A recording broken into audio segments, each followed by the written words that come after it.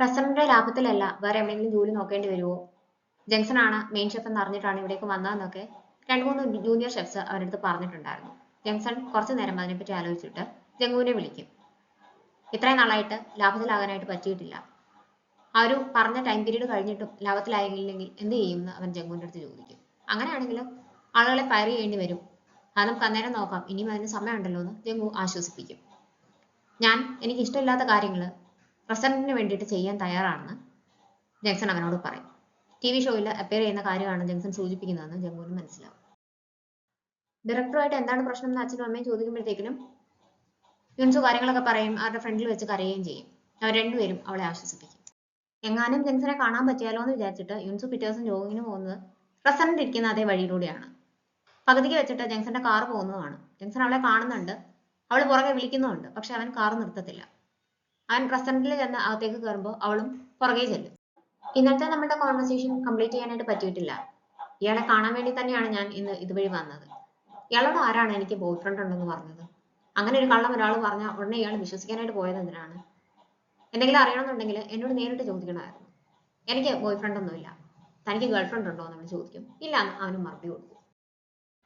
വീണ്ടും നമ്മൾ ഒരേ നെയ്ബർഹുഡിലാണ് താമസം എന്ന് അറിഞ്ഞതിൽ എനിക്ക് സന്തോഷമുണ്ട്. ഞാൻ എൻ്റെ ഡ്രീം അച്ചീവ് ചെയ്യാനായിട്ട് ഒരുപാട് കഷ്ടപ്പെട്ടു. പക്ഷേ അത് അച്ചീവ് ചെയ്ത് കഴിഞ്ഞപ്പോൾ അതിന് മുമ്പുള്ള എൻ്റെ ലൈഫും ഇപ്പോഴുള്ള ലൈഫും തമ്മിൽ വലിയ വ്യത്യാസമില്ലാന്ന് ഞാൻ മനസ്സിലാക്കി. ഈ ഡ്രീം അച്ചീവ് ചെയ്യാൻ വേണ്ടിയിട്ട് ഞാൻ ഒരുപാട് കാര്യങ്ങൾ നഷ്ടപ്പെടുത്തിയെന്നും ഞാൻ തിരിച്ചറിഞ്ഞു. അതുകൊണ്ടാണ് എനിക്ക് വിഷമം തോന്നിയത്. അതുകൊണ്ടാണ് ഞാൻ റിഗ്രറ്റ് ചെയ്തത്. ഇയാളുടെ കോൾ അറ്റൻഡ് ചെയ്തില്ലല്ലോ എന്ന് ഞാൻ എന്നും ഓർത്ത് വിഷമിക്കുമായിരുന്നു എന്ന് യുൻസു പറയുമ്പോൾ ജംഗ്സന്റെ മുഖം മാറും. അവൾ എന്താണ് ഉദ്ദേശിക്കുന്നതെന്ന് അവന് മനസ്സിലാകുന്നുണ്ട്. എന്നിട്ട് അവൾ അപ്പോളജൈസ് ചെയ്യും. ഇത്രയും വർഷങ്ങൾക്ക് ശേഷം ഇയാളൊരു അപ്പോളജി പറഞ്ഞു എന്നുകൊണ്ട് ഞാൻ ഇത്രയും വർഷം അനുഭവിച്ച വിഷമത്തിന് പകരമാകത്തില്ല. അന്ന് ഞാൻ ആത്മാർത്ഥമായിട്ട് ഇയാളെ ഇഷ്ടപ്പെട്ടിരുന്നു, പക്ഷെ ഇയാൾ എന്നെ റിജക്ട് ചെയ്തു. ഇപ്പോ ഇയാൾ എൻ്റെ അടുത്തേക്ക് തിരിച്ചു വരണമെന്ന് ആഗ്രഹിക്കുമ്പോൾ സ്വീകരിക്കാനായിട്ട് എനിക്ക് പറ്റത്തില്ല. ഞാനും ഇയാളെ റിജക്ട് ചെയ്യുകയാണ്. എൻ്റെ മനസ്സിൽ ഇപ്പോൾ ഗുഡ് സൂപ്പ് നല്ല രീതിക്ക് കൊണ്ടുപോകണമെന്ന് മാത്രമേ ഉള്ളൂ. അതുകൊണ്ട് താൻ പറഞ്ഞത് ഞാൻ മനസ്സിലാക്കുന്നുണ്ടെങ്കിലും ഇയാൾ ആഗ്രഹിച്ചത് തിരിച്ചു വരാൻ എനിക്ക് പറ്റത്തില്ല എന്ന് അവളോട് പറയും. യുൻസു അങ്ങനെ ഒരു മറുപടി പ്രതീക്ഷിക്കുന്നുണ്ടായിരുന്നില്ല. അന്നേരം ക്യുങ് അവളെ വിളിക്കും. 8ാമത്തെ എപ്പിസോഡിന്റെ ഡ്രാഫ്റ്റ് നമ്മൾ അയച്ചിട്ടുണ്ടായിരുന്നില്ല, പക്ഷെ അത് സൈറ്റിൽ അപ്ലോഡ് ചെയ്തിട്ടുണ്ട്. വേറെ റൈറ്ററിനെ വെച്ചിട്ട് അവർ ആ എപ്പിസോഡ് എഴുതിച്ചിട്ടുണ്ട്.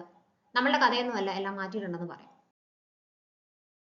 യുൻസു അന്നേരം തന്നെ ഓഫീസിലേക്ക് പോകാനായിട്ട് തിരിച്ചിറങ്ങും. ഗുഡ് സൂപ്പിന്റെ ഫ്രണ്ടിൽ വെച്ചിട്ട് പൂജുവിനെ അവൾ കാണും.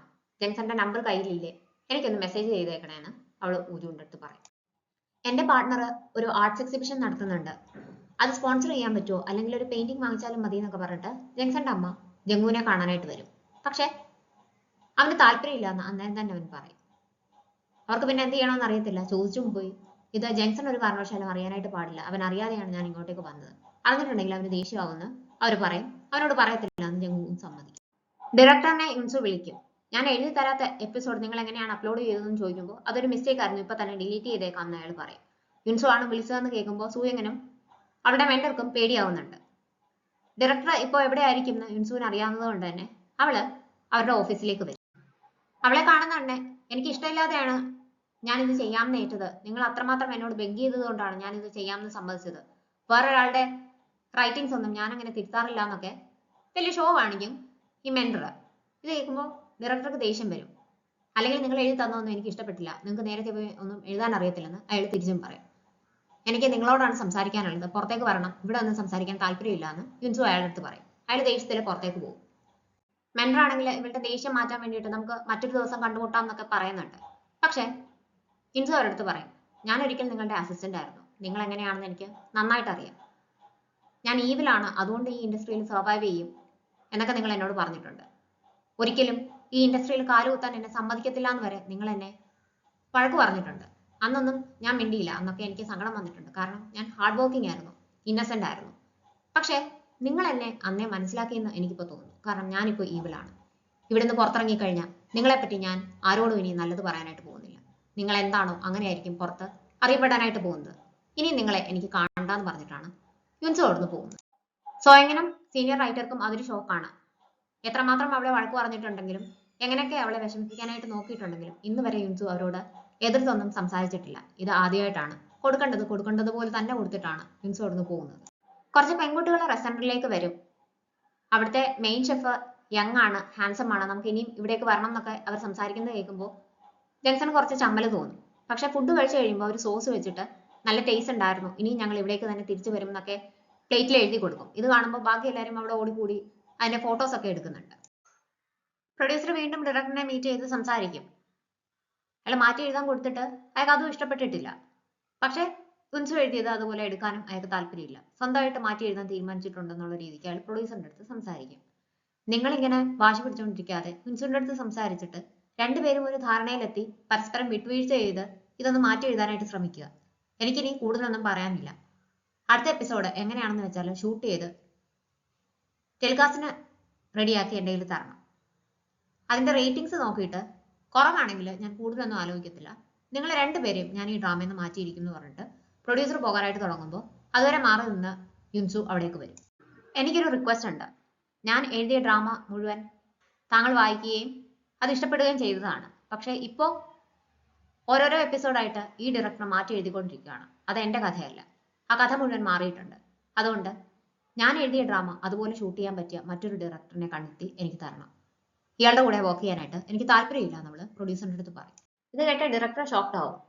ഇയാൾ ആരാണെന്നാണ് വിചാരം എന്നൊക്കെ പറഞ്ഞിട്ട് അവളുടെ അടുത്ത് ദേഷ്യപ്പെടും. ഞാൻ കൂടെ നിൽക്കുന്ന ആളുകളെ ചതിക്കാറില്ല എന്ന് അവൾ ഇന്നേരം മറുപടി കൊടുക്കും. ഞാൻ താങ്കളെ റെസ്പെക്ട് ചെയ്യുന്നുണ്ട്. താങ്കൾ എന്തെങ്കിലും തിരുത്തണം എന്നുണ്ടെങ്കിൽ അത് എന്നോട് ഡിസ്കസ് ചെയ്തിട്ട് ചെയ്തോളൂ, അല്ലാതെ കഥ മൊത്തം മാറ്റിയിട്ട് അത് തിരുത്തിയതാണെന്ന് എന്നോട് പറയരുത്. അത് അംഗീകരിക്കാൻ എനിക്ക് ബുദ്ധിമുട്ടാണ്. ഞാൻ അങ്ങോട്ട് കാണിക്കുന്ന റെസ്പെക്ട് തിരിച്ച് ഞാനും പ്രതീക്ഷിക്കുന്നുണ്ടെന്ന് യുൻസു ഡയറക്ടറുടെ അടുത്ത് പറയും. അടുത്ത എപ്പിസോഡ് ഇയാൾ എന്താണോ എഴുതി വെച്ചേക്കുന്നത് അതുപോലെ അത് മുഴുവൻ ഞാൻ ഷൂട്ട് ചെയ്യാൻ പോവാണ്. അന്നേരം നമുക്ക് കാണാമല്ലോ റേറ്റിംഗ്സ് എങ്ങനെ പോകുന്നു എന്ന്. അതിനുശേഷം നമുക്ക് സംസാരിക്കാമെന്ന് ഡയറക്ടർ അവളോട് പറയും. ഗുഡ്സൂപ്പിൽ നിന്ന് എല്ലാവരും കൂടി റിലാക്സ് ചെയ്യാനായിട്ട് പ്ലേ ഗ്രൗണ്ടിലേക്ക് വരും. ജംഗ്ഷനെ അന്വേഷിച്ച് ജംഗു അവിടേക്ക് എത്തും. നീ എല്ലാവരോടും നല്ല അഫെക്ഷനേറ്റ് ആണല്ലോ, ഇത്രയും അടുപ്പം എല്ലാവരോടും കാണിക്കണ്ട. ആരെ കൂടെ നിർത്തണം ആരെ അകറ്റി നിർത്തണം എന്നൊരു ധാരണ നമുക്ക് വേണം. ഇല്ലാന്നുണ്ടെങ്കിൽ കുറച്ച് ചെല്ലുമ്പോൾ അത് നമുക്ക് തന്നെ ബുദ്ധിമുട്ടായിട്ട് വരും. എൻ്റെ അനുഭവത്തിൽ നിന്ന് പറയുകയാണെന്ന് ജംഗു ജംഗ്ഷന്റെ അടുത്ത് പറയും. എന്തായാലും താങ്കളുടെ അടുത്ത ആളാവാൻ പറ്റിയതിൽ എനിക്ക് സന്തോഷമുണ്ടെന്ന് അപ്പം തന്നെ ജംഗ്ഷൻ മറുപടിയും കൊടുക്കും. ഒരു TV ഷോയിലേക്ക് ജംഗ്ഷന് അവസരം വന്നിട്ടുണ്ട്. 2 ഫ്രഞ്ച് ഷെഫ്സ് ആയിരുന്നു അതിൽ പാർട്ടിസിപ്പേറ്റ് ചെയ്യേണ്ടിയിരുന്നത്. ഒരാൾക്ക് വരാൻ അസൗകര്യമുണ്ട്. അതുകൊണ്ട് ആ സ്പോട്ടിലേക്ക് വേറൊരു ഷെഫിനെ അന്വേഷിക്കുകയായിരുന്നു. അങ്ങനെ ജംഗ്ഷനെ റെക്കമെൻഡ് ചെയ്തിട്ടുണ്ട്. മറ്റേ ആൾ ആരാണെന്ന് അറിയത്തില്ല. റിയാലിറ്റി ഷോയുടെ സ്ഥലത്ത് ചെല്ലുമ്പോൾ മാത്രമേ അവരത് റിവീൽ ചെയ്യത്തുള്ളൂ. അതുകൊണ്ട് അതിന് പ്രിപ്പയർഡ് ആയിട്ടിരിക്കണം എന്ന് ജംഗ്ഷനോട് ജംഗു പറയും. ഡയറക്ടറിനെ കണ്ടിട്ട് തിരിച്ചു പോകുമ്പോൾ യുൻസു ജംഗ്ഷനെ വിളിച്ചു നോക്കും. അവനാണെങ്കിൽ ഫോൺ വീട്ടിൽ വെച്ചിട്ടാണ് ഗ്രൗണ്ടിലേക്ക് പോയേക്കുന്നത്. അതുകൊണ്ട് അറ്റൻഡ് ചെയ്യാൻ പറ്റത്തില്ല. പക്ഷെ യുൻസു തെറ്റിദ്ധരിക്കും. പണ്ട് അവനോട് ചെയ്തത് തന്നെ അവൻ തിരിച്ചു ചെയ്യുകയാണെന്നാണ് അവൾ വിചാരിക്കുന്നത്. തിരിച്ചു വന്ന് ഫോൺ നോക്കുമ്പോൾ ജംഗ്ഷൻ മിസ് കോൾ കാണും. സേവ് ചെയ്തിട്ടില്ലെങ്കിലും അത് യുൻസു ആണെന്ന് അവൻ ഊഹിക്കും. എൻ്റെ നമ്പർ എവിടെ നിന്നാണ് കിട്ടിയത്, എന്താവശ്യത്തിനാണ് വിളിച്ചതെന്നൊക്കെ ഗൗരവത്തിലാണ് അവൻ വിളിച്ച് ചോദിക്കുന്നത്. ഇന്ന് എനിക്ക് കുറച്ച് റഫായിട്ടുള്ള ദിവസമായിരുന്നു എന്ന് പറയുമ്പോൾ ഇയാളുടെ ലൈഫിൽ ഇപ്പോൾ എന്താണ് നടക്കുന്നതെന്ന് എനിക്ക് അറിയത്തില്ല എന്ന് അവൻ പറയും. എന്താണെന്ന് അറിഞ്ഞില്ലെങ്കിലും ഞാൻ പറയുന്നത് കേട്ടോണ്ടിരിക്കുന്നതിന് പ്രശ്നമൊന്നും ഇല്ലല്ലോ എന്ന് അവൾ തിരിച്ചു ചോദിക്കും. പ്രത്യേകിച്ച് ഒന്നും പറയാനില്ലെങ്കിലും ശരി ബൈ എന്ന് പറഞ്ഞിട്ട് അവൻ കോള് കട്ട് ചെയ്യും. ജംഗ്ഷൻ എന്തായാലും തിരിച്ചു വിളിച്ചു എന്നുള്ളതിൽ യുൻസുവിന് സന്തോഷമുണ്ട്. പിറ്റേ ദിവസം പാർക്കിൽ ജോഗിങ്ങിന് മുമ്പ് രണ്ടുപേരും കൂടി കണ്ടുമുട്ടും. ഇയാള് അന്ന് എന്നെ കണ്ടപ്പോൾ സർപ്രൈസ്ഡ് ആയോ, ഞാനാണ് അതിന്റെ റൈറ്റർ എന്ന് അന്നാണോ തിരിച്ചറിഞ്ഞതെന്ന് യുൻസു ജംഗ്ഷന്റെ അടുത്ത് ചോദിക്കും. ശരിക്കും യുൻസു ആണ് റൈറ്റർ എന്ന് അറിഞ്ഞിട്ടാണ് അവൻ അതിൽ അഭിനയിക്കാമെന്ന് സമ്മതിച്ചത്. പക്ഷെ അവനൊന്നും പറയത്തില്ല, അത് സമ്മതിച്ചു കൊടുക്കത്തുമില്ല. അവൻ മിണ്ടാതിരിക്കുമ്പോൾ അതാണ് കാര്യം നമുക്ക് മനസ്സിലാവും. വൂജൂൺ ബാക്കി എല്ലാവരെയും വിളിച്ചു വരുത്തും പാർക്കിലേക്ക്. ജംഗ്ഷൻ ഷൂട്ടിന് പോകുമ്പോഴത്തേക്കും നമ്മൾ മാത്രമേ കാണത്തുള്ളൂ കിച്ചണിൽ. എല്ലാവരും നല്ല രീതിക്ക് സഹകരിച്ചാൽ മാത്രമേ റെസ്റ്റോറന്റ് കുഴപ്പമില്ലാതെ മുന്നോട്ട് കൊണ്ടുപോകാനായിട്ട് പറ്റത്തുള്ളൂ. ജംഗ്ഷനെ ഞാൻ വിളിക്കാഞ്ഞത് റെസ്റ്റ് എടുക്കട്ടെ, പ്രോഗ്രാമിനൊക്കെ പ്രിപ്പയർ ചെയ്യാൻ ഉള്ളതല്ലേ എന്ന് വിചാരിച്ചിട്ടാണെന്നൊക്കെ അവരോട് പറയും.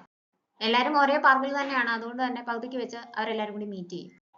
ഇതാണ് യുൻസു ഇപ്പോൾ ടെലികാസ്റ്റ് ചെയ്തുകൊണ്ടിരിക്കുന്ന ആ ഒരു ഡ്രാമയുടെ റൈറ്റർ ആണെന്ന് പറഞ്ഞിട്ട് വൂജൂൺ യുൻസുവിനെ എല്ലാവർക്കും പരിചയപ്പെടുത്തി കൊടുക്കും.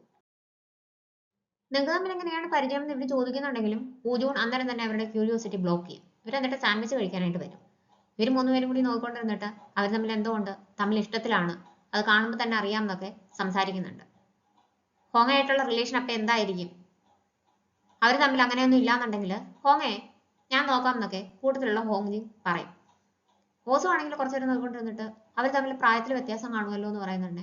അതിലൊക്കെ എന്തിരിക്കുന്നു, അതൊന്നും നോക്കേണ്ട ആവശ്യമില്ല, അവർക്ക് ഇഷ്ടമാണെങ്കിൽ ആ രീതിക്ക് മുന്നോട്ട് പോട്ടെ എന്നൊക്കെ ഇവർ പറഞ്ഞുകൊണ്ടിരിക്കുമ്പോഴത്തേക്കും ഇവർ സാൻഡ്വിച്ച് വാങ്ങി തിരിച്ചു വരും. ഞാൻ ഒരു വലിയ ഫാൻ ആണെന്ന് പറഞ്ഞിട്ട് ഓസു പരിചയപ്പെടും.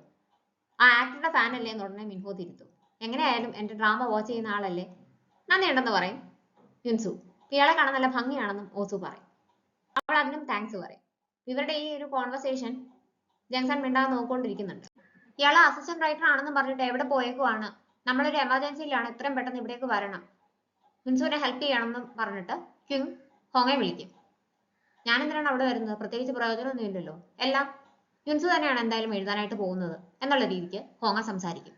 എന്നാലും അങ്ങനെയാണോ, നമ്മൾ രണ്ടുപേരും കൂടെ ഉള്ളപ്പോൾ യുൻസുവിന് ഒരു ധൈര്യമല്ലേ എന്ന് പറഞ്ഞിട്ട് ക്യുങ് അവളെ നിർബന്ധിക്കുന്നുണ്ടേ. നമ്മളുടെ ആവശ്യം യുൻസുവിനില്ല, കാരണം പ്രൊഡക്ഷൻ കമ്പനി എങ്ങനെ വന്നാലും യുൻസുവിന്റെ കൂടെ നിൽക്കത്തുള്ളൂ. അവളെ സപ്പോർട്ട് ചെയ്യാനായിട്ട് ആവശ്യത്തിൽ കൂടുതൽ ആളുകൾ അവളുടെ കൂടെ ഉണ്ട്. ഞാനിപ്പോൾ അത്യാവശ്യമായിട്ട് വേറൊരു സ്ഥലത്തേക്ക് പോവാണെന്ന് പറഞ്ഞിട്ട് ഹോങ്ങ കോള് കെട്ടി. ജൂഹെ അവിടെ ഉണ്ട്, എനിക്ക് കഴിക്കാനായിട്ട് എന്തെങ്കിലും പ്രിപ്പയർ ചെയ്ത് തരാൻ പറ്റുമോ എന്ന് അവൻ ക്യുങ്ങിന്റെ അടുത്ത് ചോദിക്കും. ഞാൻ എന്തിനാണ് ഇയാൾക്ക് വേണ്ടിയിട്ട് അതൊക്കെ ചെയ്തു തരുന്നത്, ഇയാൾ ഞങ്ങളെ വേണം ഹെൽപ്പ് ചെയ്യാനായിട്ട്, എപ്പോഴും ഇവിടെ വന്നിട്ട് ഫുഡ് കഴിക്കാൻ, ഇവിടെ റെസ്റ്റോറന്റ് ഒന്നും ഇല്ല എന്നൊക്കെ പറഞ്ഞിട്ട് അവള് ബഹളം വെക്കുമെങ്കിലും അവന് ഫുഡൊക്കെ പ്രിപ്പയർ ചെയ്ത് കൊടുക്കും. അവൻ ഡിവോഴ്സ് കഴിഞ്ഞതാണ്, എക്സ് വൈഫിന് ഇപ്പോഴും പൈസയൊക്കെ കൊടുക്കുന്നുണ്ടെന്ന് ക്യുങ്ങിന് അറിയാം. അതിനെപ്പറ്റിയൊക്കെ അവള് അതിൻ്റെ ഇടയ്ക്ക് പറയും. ജൂഹ കുറച്ചു നേരം ഒന്നും മിണ്ടാതെ അവൾ ദേഷ്യപ്പെടുന്നതൊക്കെ നോക്കിക്കൊണ്ടിരുന്നിട്ട് ഇയാൾ ക്യൂട്ടാണെന്ന് പറയും. ഹോങ്ങ വരുന്നത് ജംഗുവിനെ കാണാനാണ്. അവളുടെ കയ്യിൽ ഒരു സ്ക്രിപ്റ്റ് ഉണ്ട്. ഈ വർഷത്തെ ഡ്രാമ കോൺടെസ്റ്റിന് ഞാൻ സബ്മിറ്റ് ചെയ്ത സ്ക്രിപ്റ്റ് ആണിത്. അത് വായിച്ചു നോക്കിയിട്ട് ഈ ഡ്രാമ നിങ്ങൾ പ്രൊഡ്യൂസ് ചെയ്യണം.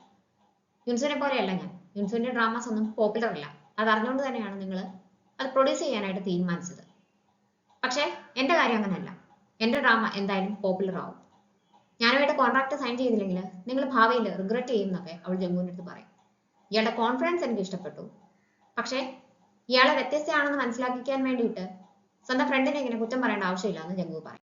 ഞാൻ കോൺഫിഡന്റ് ആണ്, അതുകൊണ്ട് തന്നെയാണ് എന്റെ ഏറ്റവും അടുത്ത ഫ്രണ്ടിനെ പറ്റി നിങ്ങളുടെ മുന്നിൽ കുറ്റം പറയാൻ എനിക്ക് ബുദ്ധിമുട്ടൊന്നും ഇല്ലാതിരുന്നത്. എല്ലാവരും അവരുടെ നല്ല സൈഡ് മാത്രമേ മറ്റുള്ളവരുടെ മുന്നിൽ കാണിക്കാറുള്ളൂ, ഞാൻ അങ്ങനെയല്ല, ഡിഫറെന്റ് ആണ്, ഞാൻ വ്യത്യസ്തയാണെന്ന് മറ്റുള്ളവർക്ക് മനസ്സിലാകണമെന്ന് എനിക്ക് നിർബന്ധമുണ്ടെന്ന് അവൾ പറയും. അത് കേൾക്കുമ്പോൾ അങ്ങനെയാണെങ്കിൽ ഇയാൾ സക്സീഡ് ചെയ്തിട്ടുണ്ട്, തന്റെ ഡ്രാമ ഞാൻ വായിച്ചു നോക്കിയിട്ട് എന്റെ ഒപ്പീനിയൻ പറയാമെന്ന് ജംഗു അവളുടെ അടുത്ത് പറയും. ഷൂട്ട് സ്റ്റാർട്ട് ചെയ്യാനായിട്ട് പോവുകയാണ്, അതിന്റെ പ്രിപ്പറേഷൻസിലാണ് ജങ്സൺ. അവരുടെ ഡിഷ് ട്രൈ ചെയ്യാൻ വരുന്നത് പോപ്പുലർ ആയിട്ടുള്ള ഒരു ആക്ട്രസ് ആണ്. ആ ആക്ട്രസിന് ഇഷ്ടമുള്ള ഡിഷസ് എന്താണെന്ന് ഒന്ന് അന്വേഷിച്ച് ഒരു ലിസ്റ്റ് തയ്യാറാക്കണമെന്ന് ജങ്സൺ ഊജുവിൻ്റെ അടുത്ത് പറയും. അവൻ സമ്മതിക്കും. ഹിൻസുവായിട്ട് ഇപ്പോൾ എങ്ങനെയാണെന്ന് ചോദിക്കുമ്പോൾ ഞാനിപ്പോൾ കോൺസെൻട്രേറ്റ് ചെയ്തേക്കുന്നത് നമ്മുടെ കുട്സൂപ്പിനെ പറ്റി മാത്രമാണ്, അതെങ്ങനെയെങ്കിലും നല്ല രീതിക്ക് മുന്നോട്ട് കൊണ്ടുപോകണം എന്ന് അവൻ പറയും. ആ ഒരു രീതിയിൽ മുന്നോട്ട് പോവുകയാണെങ്കിൽ യുൻസു കൈവിട്ട് പോയാലോ എന്ന് ഊജുൻ ചോദിക്കുമ്പോൾ ഒരു പ്രാവശ്യം എനിക്ക് യുൻസുവിനെ മിസ് ചെയ്തതാണ്, അതുകൊണ്ട് ഇത്തവണ കുറച്ചും കൂടി ഈസി ആയിട്ട് കാര്യങ്ങളെ അപ്രോച്ച് ചെയ്യാമെന്ന് ഞാൻ തീരുമാനിച്ചു എന്ന് അവൻ പറയും. ജങ്സൺ ഒരു TV ഷോയിൽ പങ്കെടുക്കാൻ പോവുകയാണെന്ന് അമ്മയും പാർട്ണറും പറഞ്ഞിട്ടുണ്ട്. അത് ടെലികാസ്റ്റ് ചെയ്ത് കഴിയുമ്പോൾ ഇയാളെ പോപ്പുലർ ആവുമല്ലോ എന്ന് പാർട്ണർ പറയുമ്പോഴത്തേക്കും എൻ്റെ മോൻ അല്ലെങ്കിൽ ഹാൻസം ആണ്, അവൻ്റെ അച്ഛനും ഹാൻസം ആയിരുന്നു, ഞാൻ ഇതിനു മുമ്പ് ഡേറ്റ് ചെയ്ത എല്ലാവരും ഹാൻസം ആണെന്ന് അമ്മ പറയും. ഇത് അയാൾക്ക് ഇഷ്ടപ്പെടുന്നില്ല. അവൻ പോകാൻ തുടങ്ങുമ്പോൾ അമ്മയുടെ പാർട്ണർ അവനോട് താങ്ക്സ് പറയും. അതിൻ്റെ ഒന്നും ആവശ്യമില്ല, അത് അവൻ്റെ കടമയല്ലേ, അവൻ അതൊന്നും കേൾക്കുന്നത് ഇഷ്ടമല്ല എന്നുള്ള രീതിക്ക് അമ്മ അയാളെ സംസാരിക്കാനായിട്ട് സമ്മതിക്കത്തില്ല. എന്നാലും ഓരോ എക്സിബിഷനും അവനത് ചെയ്യുമ്പോൾ ഞാൻ അവനോട് നന്ദി പറയണ്ടേ, അവനോട് സംസാരിക്കാനായിട്ട് നീ എന്താണ് എന്നെ സമ്മതിക്കാത്തതെന്നൊക്കെ പാർട്ണർ അമ്മയോട് ചോദിക്കുന്നത് ഇവൻ ഇങ്ങനെ നോക്കും. അമ്മയുടെ മുഖം മാറുന്നതും അമ്മ എന്തോ ഒളിക്കുന്നുണ്ടെന്നും അവന് മനസ്സിലാവും. അവര് കള്ളം പറഞ്ഞതാണെന്ന് അമ്മയുടെ പാർട്ണർക്കും മനസ്സിലാവും. നിങ്ങൾക്ക് എവിടെ നിന്നാണ് പൈസ കിട്ടിയത്, എന്തിനാണ് എന്നോട് കള്ളം പറഞ്ഞത്, നിങ്ങൾ ഫാമിലി ആണെങ്കിൽ പരസ്പരം കള്ളം പറയാൻ പാടില്ല, ആ പൈസ അയച്ചത് ജങ്സൺ അല്ലെന്ന് എനിക്ക് ഉറപ്പാണ്, പിന്നെ എവിടെ നിന്നാണ് കിട്ടിയതെന്നൊക്കെ പറഞ്ഞിട്ട് അയാൾ അമ്മയോട് ദേഷ്യപ്പെടും.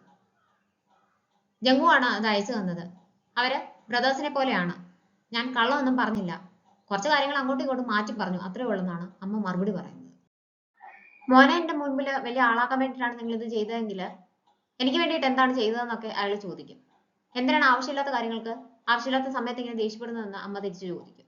അയാളെ ദേഷ്യപ്പെട്ട് ഒറ്റയ്ക്കാണ് അവിടുന്ന് തിരിച്ചു പോകുന്നത്, അമ്മയെ കൂടെ കൂട്ടത്തില്ല. അമ്മ തിരിച്ചു കഴിയുമ്പോൾ ജങ്സൺ നല്ല ദേഷ്യത്തിലാണ്. ഞാൻ ഒരുപാട് ആലോചിച്ചു, പൈസ കടം വാങ്ങിക്കണമെങ്കിൽ എനിക്ക് പരിചയമുള്ള ആരുടെയെങ്കിലും കയ്യിൽ നിന്നായിരിക്കും വാങ്ങിച്ചിട്ടുണ്ടാവുക, അത് അങ്ങനെ ആകരുതേ എന്ന് ഞാൻ ആഗ്രഹിക്കുന്നു, ആരുടെ കയ്യിൽ നിന്നാണ് നിങ്ങൾ കടം വാങ്ങിച്ചതെന്ന് ചോദിക്കും. പക്ഷെ കടം വാങ്ങിച്ചതാണെന്ന് അമ്മ സമ്മതിക്കുന്നില്ല. അവൻ വീണ്ടും വീണ്ടും ചോദിക്കുമ്പോഴും അമ്മ അത് പറയുന്നില്ല.